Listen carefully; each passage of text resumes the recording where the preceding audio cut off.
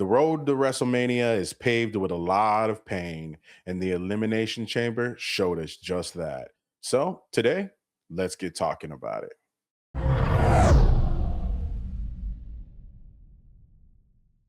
Welcome back to Collard Greens and Nerdy Things, your favorite one stop shop. Today, we are talking Elimination Chamber, WWE's latest installment on the road to WrestleMania. And if you like those kind of things, like, comment, subscribe, get in there, tell us your feelings, or argue with us if you have a different opinion. We'd love to hear it.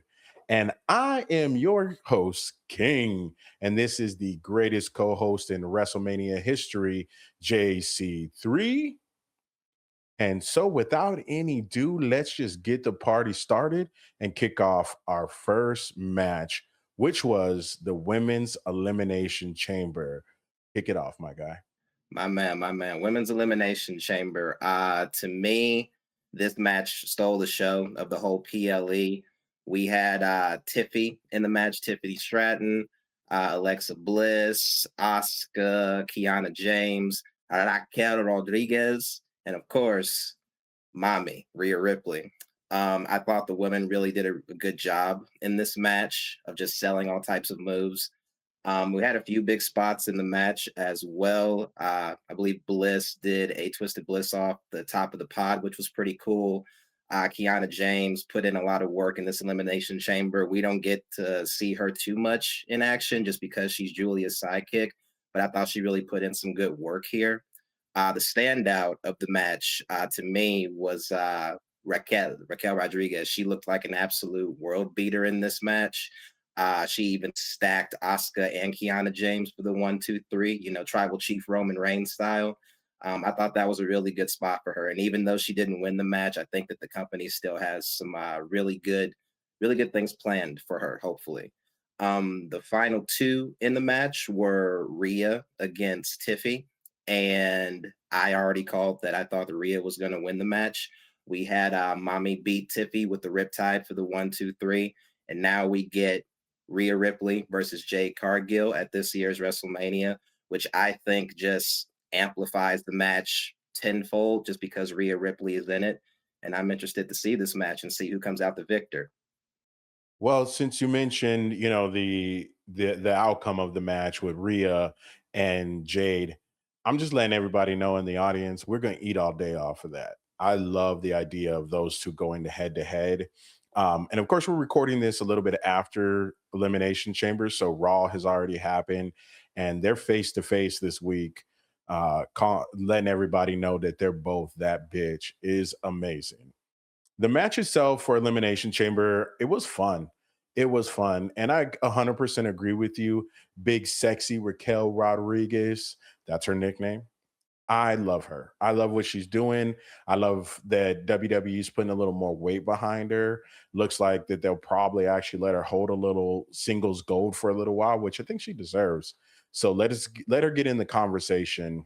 One fun part of the match I loved was Kiana James and Tiffany Stratton are both former gymnasts. So you got to see them kind of go back to back with, tumbling flips and their kind of move set, which is pretty similar, but it was dope. It was a fun match. Oscar, she always does her Oscar stuff. She had to spit the poison and do her little thing, but we kind of already knew Rhea was gonna end up with the dub. If you guys didn't think Rhea was gonna end up with the dub, you ain't been watching. So I love that match, and I love Rhea, and I'm excited to see what's going to happen in WrestleMania. So next, let's talk about the Women's Intercontinental Championship. Becky Lynch and AJ Lee. I love this match, but tell me your thoughts, man. I like this match as well. Maybe you liked it a little bit more than me. It's really good to see AJ Lee in a match. I believe this was her first match after 10 years of not being in the WWE, and I thought she looked pretty good after being gone for so long.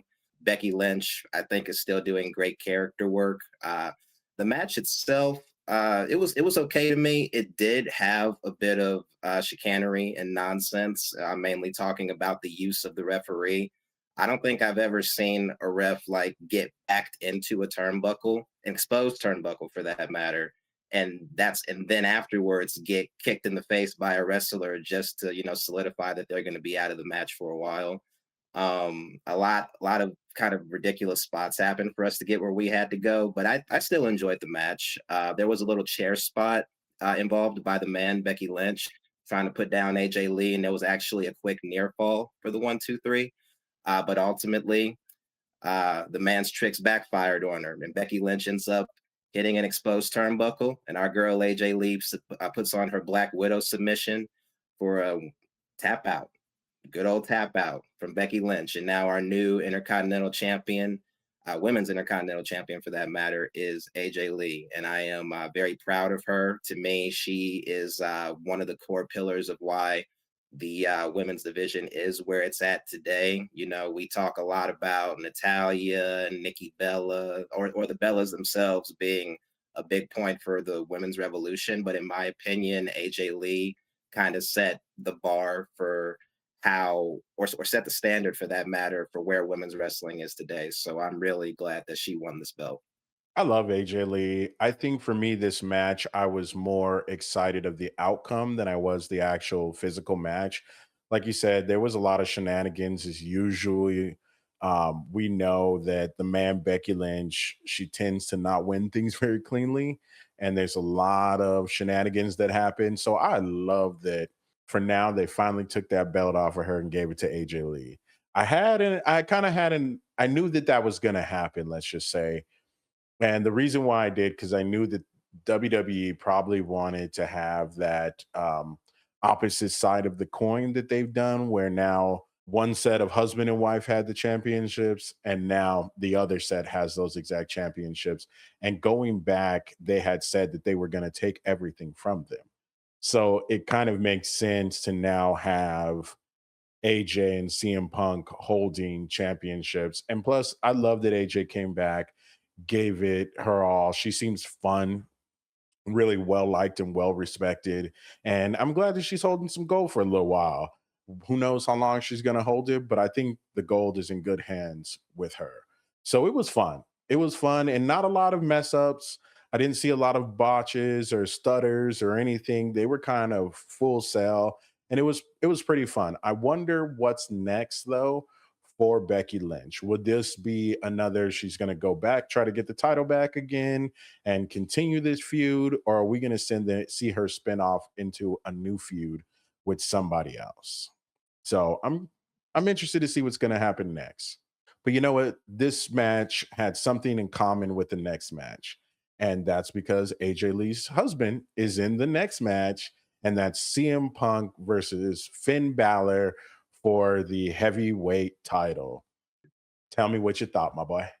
Oh man, come on, man. It's my boy Punk in this match. I love this match. I thought this match was a great physical contest. I did enjoy Punk and Finn Balor's match when they were in Finn Balor's hometown on Raw. I like that just a little bit more, but this was still a really good contest. You got Punk coming out to the special Chicago Bulls theme, for his entrance, which I thought was very fitting since he's such a star in Chicago. Finn Balor looked like an absolute main eventer in this match. In my opinion, he even out wrestled Punk. We got a drop kick through the barricade, which looked pretty cool, but that couldn't even put down the best in the world. My favorite spot in the match would have to be when Finn Balor went for the coup de grace and Punk countered it into a sharpshooter. That looked outstanding. Really good on Punk for that. But like I said, Finn Balor, he was a beast here. And even though we knew he wasn't going to win, he really tried to make you believe that he could be that main event instead of Punk, but we all knew what was going to happen. GTS for the 1 2 3, Punk still going to Mania to face Roman. But I also like the storyline that we get with this, just because we see how much of a fighting champion Punk is. And I feel like they're going to use that going forward into his match with Roman to really sell you on the fact that maybe, just maybe, he won't be able to beat the OTC. Well, you kind of took the words straight out of my mouth. Is we knew Finn wasn't going to win. I love Finn Balor, his wrestling. He's actually a really good in ring wrestler. We always kind of get to see him with the Judgment Day, and they kind of make these cowardice moves and don't always, wrestle straight up. But Finn can go. And Finn really proved that he can go the distance. We knew he wasn't going to bring it all the way. There was no way that Finn Balor was going into WrestleMania as the heavyweight champion. So we knew CM Punk was going to take it, but I think what you mentioned was Finn Balor gave such a valiant effort and really made himself in the match look good. So I enjoyed it for that reason. I agree that their match on Raw was a little more entertaining than this one. But I think Finn got his match in. He deserved to get that opportunity and be seen on that stage. So good on them, and I'm happy. I'm happy CM Punk retained. I love me some CM Punk, so I'm happy to see him go into WrestleMania with Roman Reigns because that is going to be insane in comparison to anybody else holding the belt. I want to take a small second aside for myself and just rant for a second about a surprise. So, for the audience, for the last month or so, WWE has been doing this surprise crate in the back entrance, and it was big enough for somebody human to be in the box. And we're assuming that that's what's going to happen. And the announcement is that we're going to open it at Elimination Chamber. So we're all excited. Here's some background information. Jericho left AEW and is on his way to WWE. We all know this. So we were all hoping and crossing our fingers that at an elimination chamber, we were going to get a big Y2J surprise. That's not what happened at all. Instead, we got the worst reveal of one of the corniest characters I had ever seen in more recent time.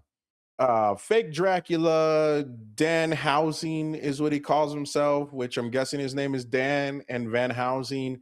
He looks more like if you didn't have any money and you had to run to Walmart and get your kid an outfit and dress him up as Dracula, except for he's on the biggest show in wrestling history.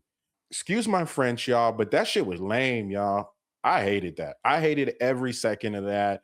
I know people are really excited. Apparently, his merch is selling out of control right now, and people enjoy him from AEW. But this, you're cursed BS and his whole thing, it ain't working with me. Now, I'm not gonna say it ain't gonna. I hate you for that. I'm not gonna say that that it ain't gonna work, and maybe he'll grow on me at some point. But yo, that was the lamest surprise. Everyone in Chicago was booing him when WWE was putting in their fake pumped cheers. Everyone was in real life booing him, and other people weren't even responding because they don't know what the hell is going on with this weird vampire dude.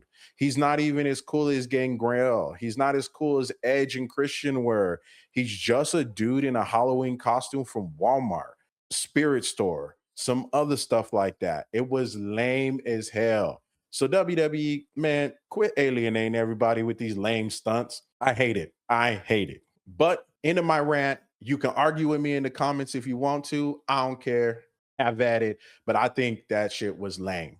Moving on to the men's elimination chamber, the biggest thing in the night, one of the best cards that I've seen in elimination chamber for a while, except for Logan Paul. I hate Logan Paul. I think we all do.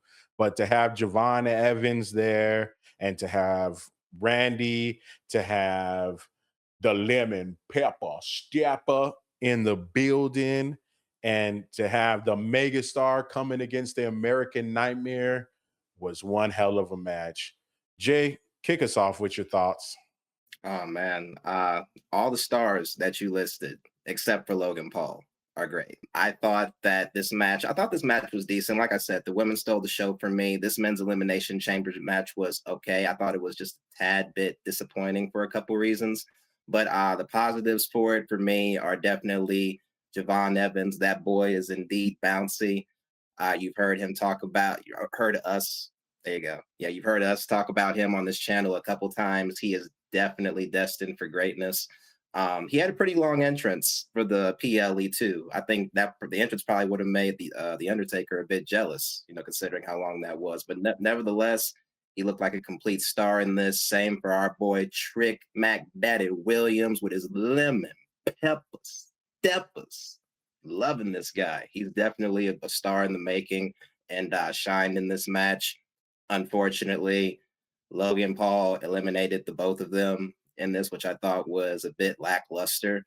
One of the main reasons why the this men's elimination chamber was just for me was because you kind of felt that WWE really wanted to have someone in the vision be a part of this match, just so we can get the spot with Seth Rollins coming back as the masked man, which, spoiler alert, not really a spoiler. We already knew it was him this whole time. But I will say the reveal was still cool. I did enjoy seeing Logan Paul get his head stomped into the mat for the 1, 2, 3. And it gave us a little moment too with a stare down between Seth and Cody for a second that kind of reminded us that they still have a bit of history that we'll probably dive into after this year's WrestleMania. But final two of the match, of course, being Randy and Cody.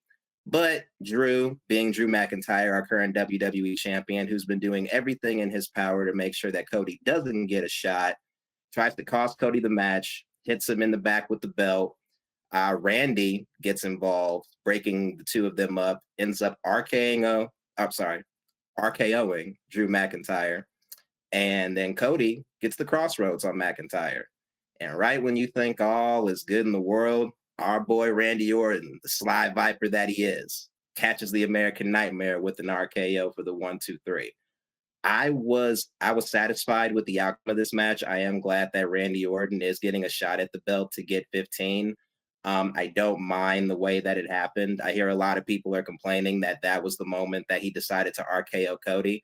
But I mean, ultimately, it makes sense for him to do it that way. It doesn't need to be, in my opinion, it doesn't need to be a heel turn in order for Randy to do that. And plus, I feel like we could still get there down the road because, as we all know now, Cody Rhodes is the current WWE champion. He beat Drew McIntyre on SmackDown for the belt. So now we get Cody against Randy. And my only question is, will Randy get 15? And if he doesn't get 15, maybe that's what makes him turn on Cody Rhodes. Wow, you just brought a new element to my brain. For the longest time in my head, I really thought that at WrestleMania, Randy's probably going to walk out with the belt. You know what I mean? But that would be a good angle if he actually did not win the belt and Cody won and he heel turns on him and maybe gets the belt at Backlash or something. I think that could be a hot angle. Remember this, y'all. He said it. I kind of agree with you. This match had its moments. I think I was more excited that we do have Trick Willie and Javon Evans. One thing I gotta take a moment to say is I love Trick Williams. That dude, that's that dude. I've loved him for a while, but now it's really, really, really getting in there in my soul. I love me some Trick Williams, and he's doing well. The match had some Logan Paul. I hate when they just throw Logan Paul into stuff for the sake of doing it. He's popular and he's athletic. Don't get me wrong, he does good, but his character is horrible. The character work is horrible.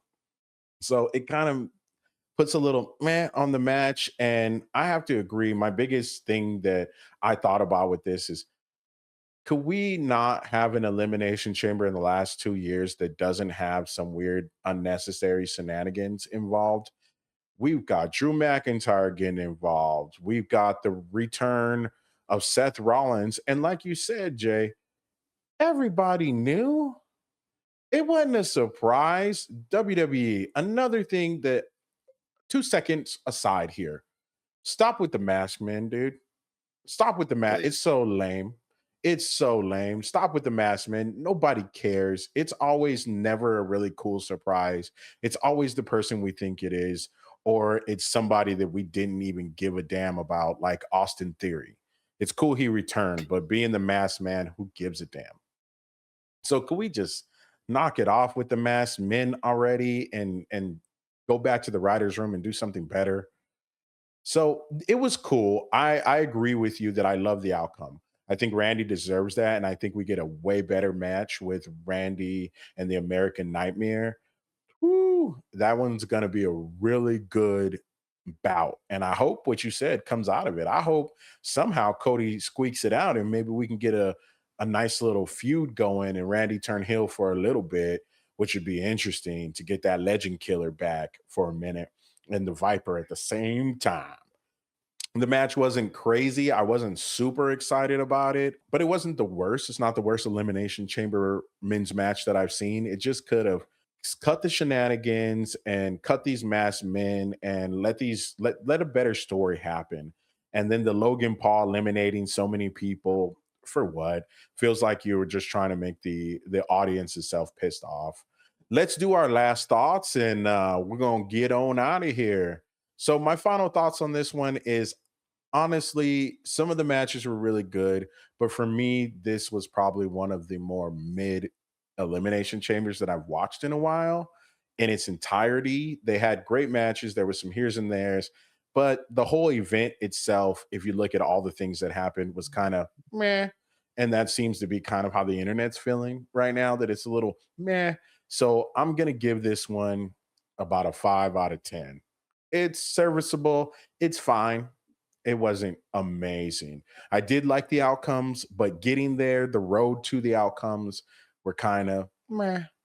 So that's my thought. Jay's going to give his final thoughts and take us on now, my boy. Yes, sir. Well, like you, I felt like this PLE was a bit of a mixed bag. We started off hot with a great women's elimination chamber match. Again, the women stole the show. We had a great crowd pleaser with AJ Lee becoming the new women's intercontinental champion, and Punk and Balor had a great physical contest. With that being said, I don't think I can say more about Danhausen than you just did, so I'm just going to skip over that. And the men's elimination chamber match, again, it was decent. Just too many spots to lead us to the win. Which we enjoyed the win. We enjoyed who won. It was just like you said, so many angles that are involved in these matches when we could have just we could have had a truly great elimination chamber match with all six competitors. But overall, still enjoyed the PLE. Uh, One thing I definitely have to say to end this off with you beautiful people. You have to notice there's one person in that men's elimination chamber match that we really didn't mention. And I'm going to address him right now. LA Knight. Yeah, you. I'm only saying this as somebody who's watched this product for quite some time. With the level of superstar that he's on right now, please, LA Knight, stop trying to jump from the mid rope to the top rope to do your stupid elbow drop. It doesn't work. Okay. It does. I get you trying to spice it up, buddy, but you missed. Okay. My man slipped off the rope and looked ridiculous. And you're on the main event on a PLE. And you can't expect to keep getting spots like this and matches like this with mistakes like that. Any LA Knight fans, feel free to come at me at the comments if you want to, but you know that looked ridiculous and you know I'm right. And if you don't think I'm right, please feel free to comment, share. Don't forget to subscribe. And as always, stay nerdy, my friends.